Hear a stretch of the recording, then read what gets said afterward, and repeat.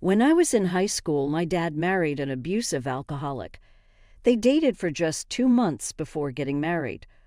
Once they tied the knot, she became abusive. She hit him one night and he filed for divorce.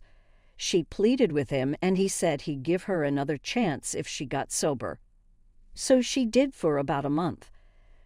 But since she knew she couldn't get away with attacking him, she tested the waters with me. And she quickly found out that there were 0 consequences when it was directed at me. It started with verbal abuse, then escalated to physical abuse, hitting me, slapping me. One night she put her hands around my throat.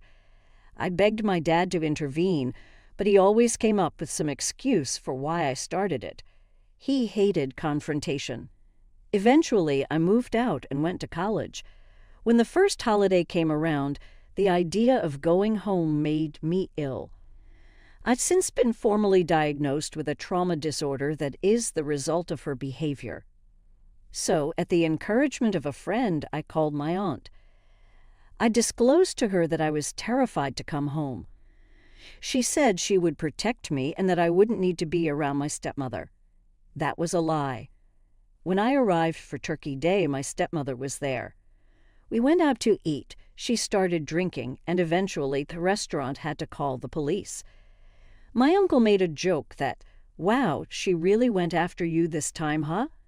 I was humiliated. That was a theme every time I went home. So, over the next few years, I slowly came home less. My family knew why, but they just would shrug and say, "Would be awkward to ban her from family events. Just ignore her."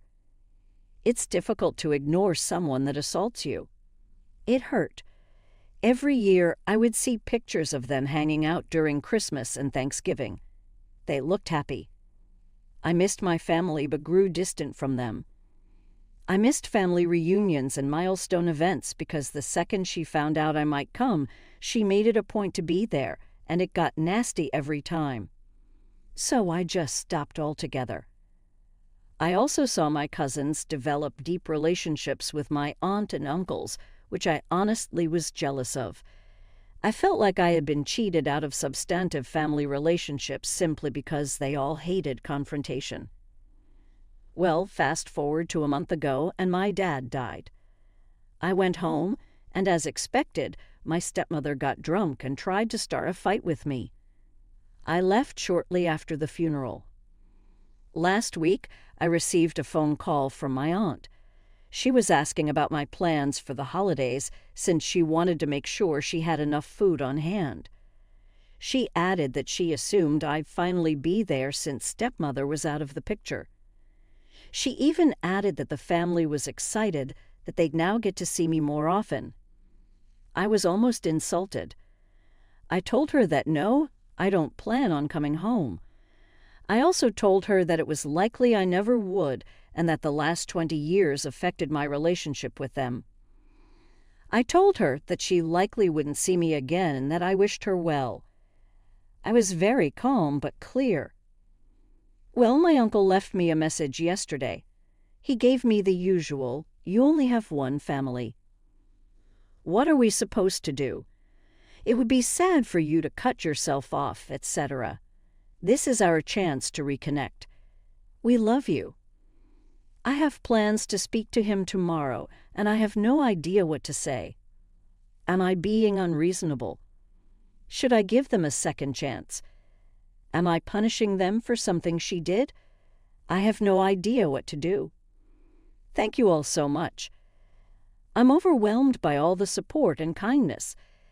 I'm going to step away for the night to do some additional processing.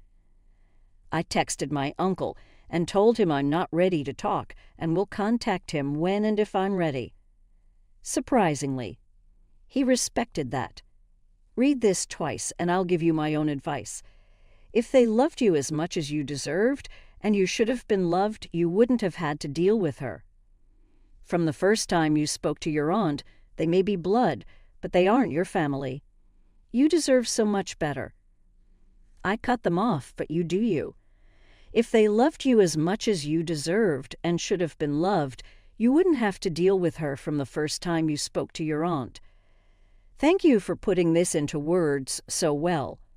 It took me years to internalize the fact that it shouldn't have continued from the moment I told them what was happening. I can't imagine looking the other way if a teenager came to me with that info. You allowed a drunk to abuse a child and let it go on into adulthood. At any point, they could have arrested her. They could have taken you in after 18 and not allowed your father and stepmom to come. They were the guilty parties, her for being a drunk and him for being a spineless a hole. I would simply say families protect and support each other. You failed me in both regards. Their argument is that since I was in high school, I wasn't really a child anymore. They basically told me, you weren't a kid, so we figured you could navigate it since you were more mature than her stepmom. They chose her and their dislike of confrontation over you for the last 20 years. Now it's your turn to choose. Screw that. You have only one family? Bullcrap. That is so manipulative. Just because you're related by blood doesn't make a family, clearly. Agree 100%. I chose my family. I love my biological family from a distance because we clash. So what do I do instead? I pretty much adopted my best friend's family. I go to their house on holidays and to get-togethers because they make me feel welcomed and loved. Not all families are blood, and not all blood is family. I'm Queen Petty. If my uncle told me this bullcrap, I would have told them, you have only one family, and you've made it clear she was yours. I've moved on, and you should too. If they come at you with, blood is forever, I would just kindly remind them that they forgot that she was laying hands on me. I'm also disgusted by your father allowing you to be abused and saying nothing, to the point that you had to cut him off. My own brother assaulted me. This is my father's son, not my mom's. He kicked him out of the house and told him he will always love him, but for what he did, he will end him if he comes around me. Throw the whole family away. I hope you have a great family. You are worthy of love and protection, and your presence is a gift only worthy of those who value it. Just from what you've written here, I don't see how you could know that this horrible woman wouldn't just show up anyways, especially if she caught wind that you were going to be there. If she does, the pattern is going to repeat. She's going to come after you, and they're going to stand back and watch it happen. That's not family. Just being blood-related doesn't make you family. Family protects each other, no matter what the consequences are. In no meaningful way that they show any love for you besides just saying they do. That's not enough. You've given them so many chances already. Ultimately, reconnecting with them is up to you, but in my opinion, they abandoned you too many times to trust them ever again. The moment some conflict pops up, even if it isn't related to the horrible woman, they will not have your back. Next story. My mother continuously locks the door when I'm home due to something that happened over 20 years ago. First time posting here, and I'm really unsure what to do.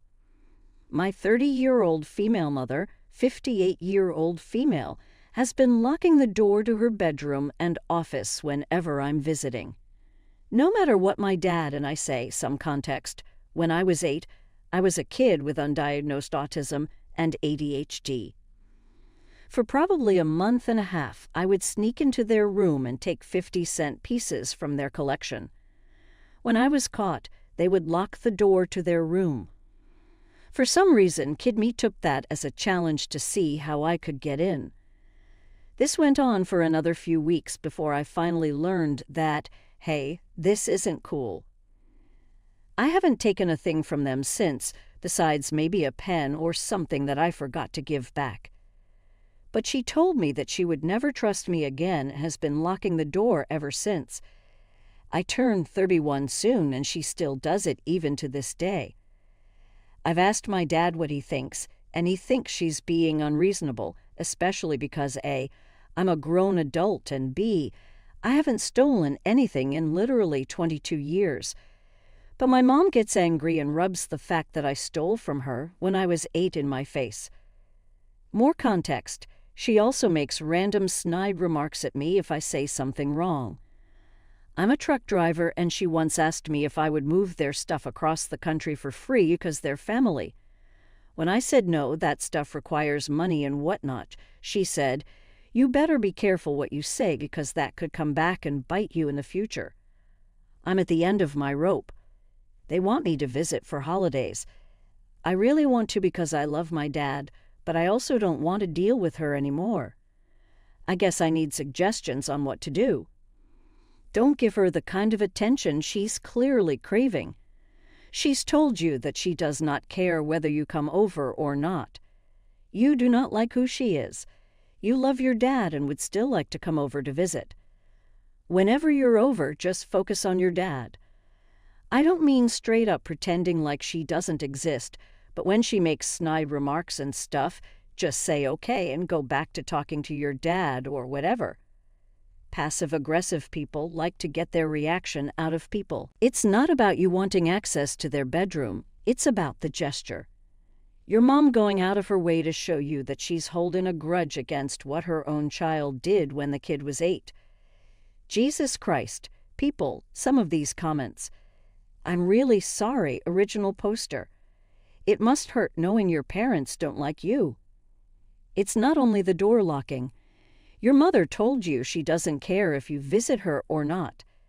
No loving mother would ever make such a statement because she caught her daughter nicking some coins when she was 8 years old. As others have suggested, stop trying to make amends with her or convince her you have changed. It's not worth it. Focus on your father.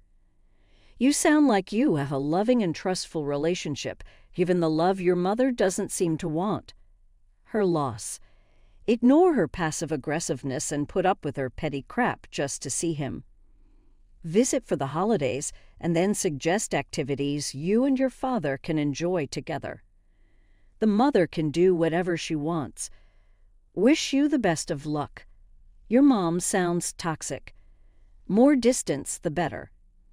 Express to her you think it's stupid and she needs to get over it, or you aren't coming home around anymore because you feel like it's pointless to worry about now.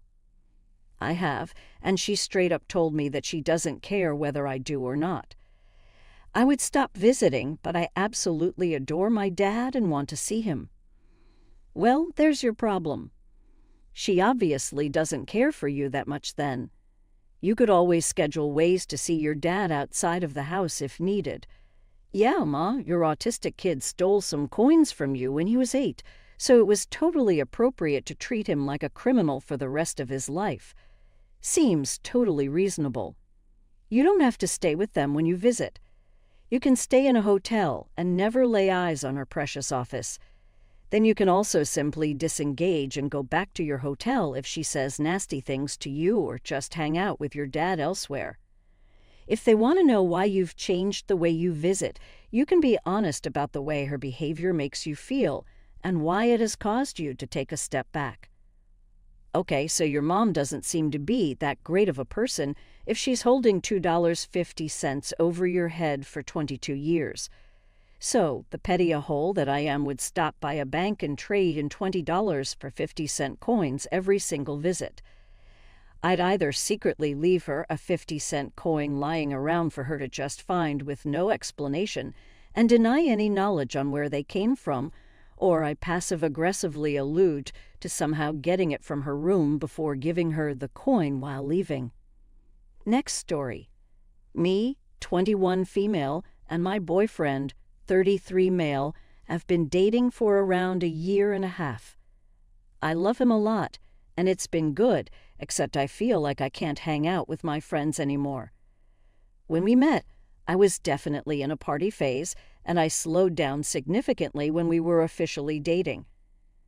But my friends, even in relationships, all still go out occasionally in between school and work schedules.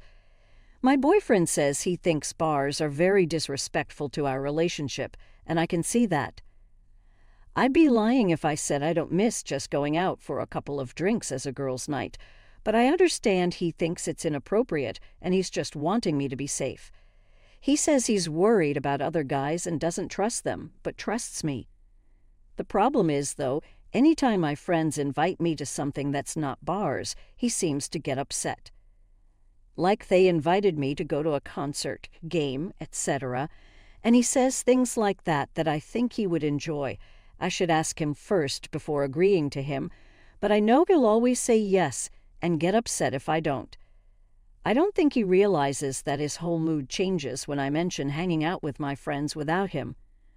My friends and I already have super busy schedules, so it's hard to hang out, and I hate not being able to say just yes to the idea. The last time I brought it up, it turned into a big problem, and he kept saying things like, "Sorry, I'm just selfish. You just want to live the single life. You just never want to do things with me." I always try to plan out fun things or mention date ideas. I'm always with him, and I love him, and I don't want him to think I don't like hanging out with him, but I miss my friends and having an identity outside of our relationship. How do I talk to him about how I feel in a gentle way that won't spark an argument?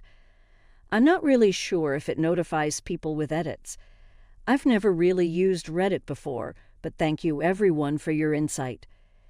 I was physically sick reading everything and had to take a break last night because I've been really oblivious to red flags that have put a lot of you in bad situations, and I guess put me in a bad situation that I didn't really realize.